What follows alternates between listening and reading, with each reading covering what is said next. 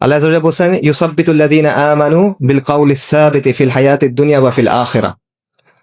মহান আল্লাহ মুমিনদেরকে কাউলুস সাবিত, এটার মাধ্যমে দুনিয়ার জীবনে এবং আখিরাতে সুপ্রতিষ্ঠিত রাখবে। এই কাউলুস সাবিত কি? লা ইলাহা ইল্লাল্লাহ, তাওহীদ। কিন্তু লা ইলাহা ইল্লাল্লাহ খালি বললে হবে না। লা ইলাহা ইল্লাল্লাহ খালি বললে হবে না, এটার পরীক্ষা দিতে হবে, আল্লাহ যাচাই করবে। এটা আমার কথা না, আল্লাহ সুবহানাহু ওয়া তাআলা বলছেন।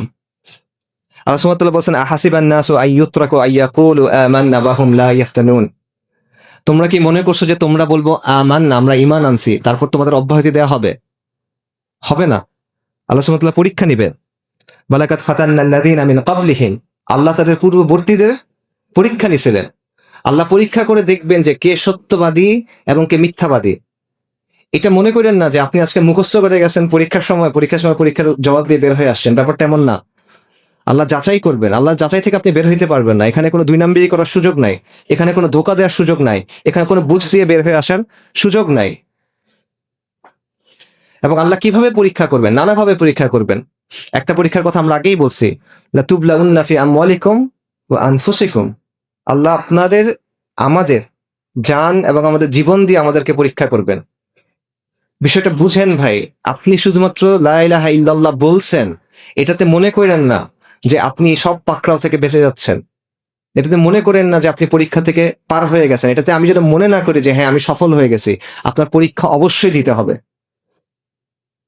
আপনাকে যাচাই অবশ্যই করা হবে। আল্লাহ আযজা ওয়া জাল যে জিনিসটার কথা দিচ্ছেন, এটা অনেক মূল্যবান জিনিস, সস্তা কিছু না।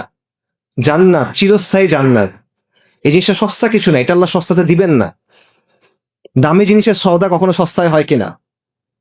কখনো হয় না। দামি জিনিস কি সবাই পেয়ে যায় কিনা? পায় না। বেছে বেছে কিছু মানুষকে সেটা দেওয়া হয়। এখানেও সেটাই হবে। এগুলো আমি কেন বলতেছি? কারণ হলো, বাস্তবতা হলো, এখানে আজকে আমরা সবাই একসাথে আছি, আখিরাতে আমরা একসাথে থাকবো কিনা আমরা তো জানি না ভাই। আমরা এখানে কারা জান্নাতে যাব কারা জাহান্নামে যাব আমরা তো জানি না। আপনি যার সাথে একসাথে পাশে বসে আছেন, আপনার পাশের লোকটা জান্নাতে যাবে না জাহান্নামে যাবে, আপনি কই যাবেন আপনি তো জানেন না। এক জামাতের লোক, এক সংগঠনের লোক, এক কাতারে দাঁড়ায় থাকা লোক, একজনের কাছে আনুগত্য করা লোক, আমরা জানি না আমরা একসাথে আখিরাতে থাকবো কিনা, আমরা জানি না আমরা সফল হইতে পারবো কিনা। তো এই বিষয়টা আমাদের সবার খাস করে চিন্তা করা উচিত, সবার জন্য। মৃত্যু আসবে অবশ্যই, আমি মরবো, আপনি মরবেন, কোনো সন্দেহ নাই। কিন্তু এই মৃত্যুটাকে আমরা ভুলে আসি। আমরা জানি মৃত্যু আসবে, কিন্তু যখন হঠাৎ করে কোনো ঘটনা ঘটে তখনই মৃত্যু আমাদের চিন্তায় আসে, বাকি সময় আসে না। অথচ ব্যাপারটা তেমন হওয়ার কথা ছিল না। ব্যাপারটা হওয়ার কথা ছিল, সবসময় আমরা আখিরাতের কথা চিন্তা করতেছি, সবসময় মৃত্যুর কথা আমার স্মরণে আসে। ব্যাপারটা তেমন হওয়ার কথা ছিল, কিন্তু আমাদের এটা নাই। কারণ ওই যে আমাদের ওই যে ফোকাসটা সরে গেছে। আমাদের কাছে দুনিয়া অনেক অনেক বেশি গুরুত্বপূর্ণ আখিরাতের চাইতে। আমরা যত সিদ্ধান্ত নেই সেটা আমরা দুনিয়াবী জায়গা থেকে চিন্তা করি। আর আমরা সবকিছু শেষ হয়ে যাওয়ার অল্প যে সময়টা থাকে, ওইটা একটু দিনের জন্য কিছু হয়তো বা করি, তারপর নিজেকে মনে করি যে আমি অনেক কিছু করছি দিনের জন্য, আমি অনেক বড় দিনদার, আমি দিনের অনেক বড় খেদমত করে ফেলছি, আল্লাহ মাফ করেন। আপনার পরীক্ষা আসতেছে, আপনার জন্য মৃত্যুর কষ্ট আসতেছে, সাকারাতুল মাউত সত্য। মৃত্যুর কষ্ট আপনার জন্য আসতেছে, আপনার মার জন্য আসতেছে, আপনার বাবার জন্য আসতেছে, আপনার সন্তানের জন্য আসতেছে। এর থেকে কোনো মুক্তি নাই যদি না আপনি শাহাদাত পান। আপনার জন্য কবরের চাপ আসতেছে। কবরের চাপ এমন যে বলা হয় যে কাফেরের জন্য পাঁজর ভেঙে ঢুকে যাবে, রিবকেজ ভেঙে ঢুকে যাবে, এরকম চাপ কবরে। সাদ ইবনে মুআয রাদিয়াল্লাহু আনহু এই চাপ থেকে মুক্তি পান নাই। কবরের প্রশ্নোত্তর আসতেছে, এখান থেকে আপনি মুক্তি পাবেন না।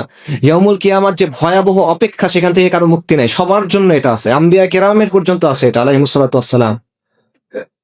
বিচারের দিনের যে ভয়াবহ অবস্থা, সেখান থেকে আমরা কেউ মুক্তি না, আমার সবার জন্য এটা আছে। আমরা দুনিয়াতে শুধুমাত্র বলবো আমরা ঈমান আনছি, লা ইলাহা ইল্লাল্লাহ, এতটুকু হবে না, আমাদের পরীক্ষা দিতে হবে। আমি আপনাদের এই কথাটা বলে শেষ করি, আপনারা এটা খাস ভাবে চিন্তা করেন কিভাবে পরীক্ষা দিচ্ছেন সাহাবীরা। শুরুতে বলছি, এবার একটা উদাহরণ শুনেন।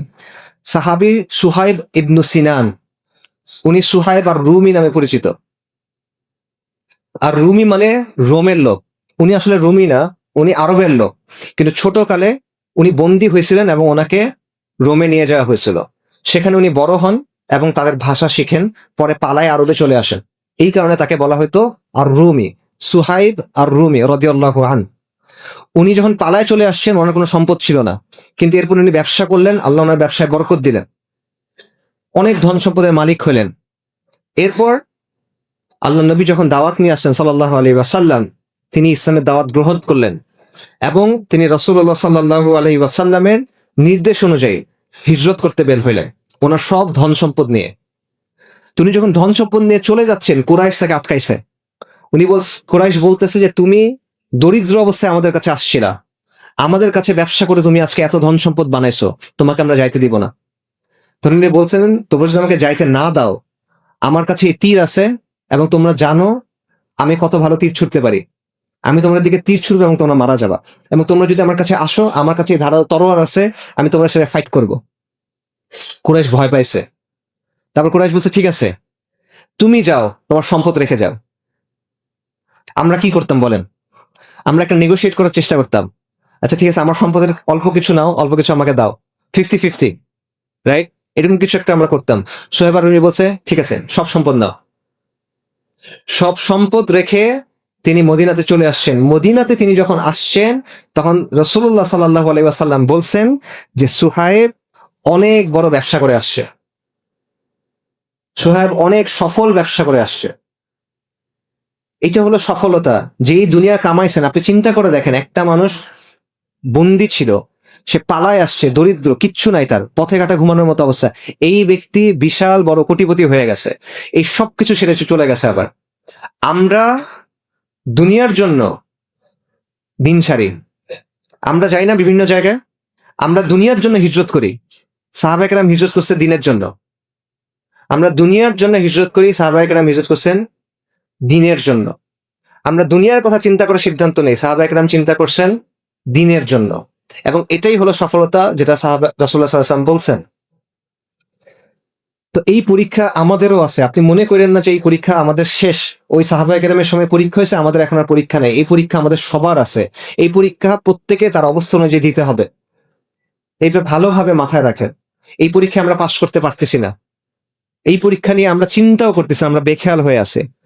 আমরা মৃত্যুর কথা চিন্তা করতেছি না, আমরা আমাদের আখিরাতের কথা চিন্তা করতেছি না, আমরা আল্লাহ আযজা ওয়া জাল্লার সামনে গিয়ে কি বলবো সেটা আমরা চিন্তা করতেছি না, এবং এই পরীক্ষা আমরা কিভাবে পার হয়ে যাব সেটা নিয়ে আমরা চিন্তা করতেছি না। তো আমরা যদি এটা চিন্তা না করি, আল্লাহ আমাদের জানাই দিচ্ছেন আপনার জন্য কি আছে, আপনার মৃত্যুর সময় কি হবে, মৃত্যুর পর কি হবে, কবরে কি হবে, বারজাকের জীবনে কি হবে, ইয়াউমুল কিয়ামাতে কি হবে, এবং অনন্তকালের জন্য কি হবে, প্রতিটা জিনিস আল্লাহ আপনাকে জানাই দিচ্ছেন। এরপরও যদি আপনি না করেন, আল্লাহর সামনে আপনার কোনো ওজন নাই, আল্লাহর সামনে আমার কোনো ওজন নাই, আমি আল্লাহর কাছে আশ্রয় চাই। তো এই জন্য দুইটা জিনিস খাস ভাবে মাথায় রাখা, এটা বলে আমি শেষ করতেছি। সেটা হলো, প্রথমত ব্যক্তিগত পর্যায়ে আপনার আমলের ব্যাপারে আপনি সতর্ক হন। এটা খাস ভাবে প্রথমে আমি আমার নিজের জন্য বলতেছি, যে নিজের আমলের ব্যাপারে সতর্ক হওয়া, নামাজে খুশু আনা, কোরআনকে সময় দেওয়া, নফল ইবাদত বাড়ায় দেওয়া, এবং নিজের মুখটাকে নিয়ন্ত্রণ করা। এটা নিয়ন্ত্রণ না করার কারণে আমরা অনেক বেশি গুনাহ করে ফেলি। আর খাস ভাবে যে বিষয়টা আমাদের সবার চিন্তা করতে হবে, সেটা হলো দ্বীন ইসলামের জন্য আপনি কি করলাম, দ্বীন ইসলামের জন্য আমার আর আপনার কি অবদান। আজকে দুনিয়াতে কি হচ্ছে আপনি তো জানেন, গাজাতে কি হচ্ছে আপনি জানেন, আরাকানে কি হচ্ছে আপনি জানেন, কাশ্মীরে কি হচ্ছে আপনি জানেন, আসামে কি হচ্ছে আপনি জানেন, উইঘুর মুসলিমদের সাথে কি হচ্ছে আপনি জানেন। এই সবগুলা জিনিস আমাদের চোখের সামনে ঘটতেছে, আমরা কোনো কিছু করতে পারতেছি না। এই প্রশ্নের জবাব তো আমাদের দিতে হবে। আপনার এই দেশে আপনার দিনের সাথে কি হচ্ছে আপনি চিন্তা করেন। নবী সাল্লাল্লাহু আলাইহি ওয়াসাল্লামের ব্যাপারে যেই আক্রমণগুলো হচ্ছে সেগুলো আপনার সামনে ঘটতেছে, এগুলো কোনো কিছুর ব্যাপারে আপনি জানেন না এমন না। তো এই সব কিছুর পরে এই জবাবটা আপনাকে দিতে হবে। তাহলে আল্লাহকে গিয়ে আপনি কি বলবেন বলেন? আপনি যদি কোনো কিছুই না করেন দিনের জন্য কোনো চেষ্টা না করেন, সামগ্রিকভাবে কোনো চেষ্টা না করেন, যে আমার যেই জায়গাটাতে আমার জন্ম, যে জায়গাটাতে আমি বেঁচে আছি, যে সমাজের মধ্যে আমি যে বেঁচে আছি, এখানে দ্বীন ইসলামের জন্য আমার কিছু একটা করা উচিত এবং এটা আমার জীবনের একটা গুরুত্বপূর্ণ অংশ, এটা যদি আপনার মধ্যে না থাকে, এটাকে যদি আপনি বিন্দুমাত্র গুরুত্ব না দেন, আপনি আল্লাহর কাছে গিয়ে কি ওজর দিবেন বলেন? আমি আল্লাহর কাছে গিয়ে কি ওজর দিব বলেন? আমাদের আল্লাহর কাছে গিয়ে কি জবাব দেওয়ার থাকবে এটা বলেন? এই কথাগুলো আমি আপনাদের সামনে রাখতেছি, আবারও বলতেছি, এই কথাগুলো প্রথমত আমার জন্য এবং তারপর সবার জন্য। যদি এখানের মধ্যে ভালো কোনো কিছু থাকে সেটা একান্ত আল্লাহর পক্ষ থেকে, এখানে যা কিছু ভুল এবং খারাপ সেটা আমার পক্ষ থেকে এবং শয়তানের পক্ষ থেকে। ওয়া আখিরু দাওয়ানা আলহামদুলিল্লাহি রাব্বিল আলামিন।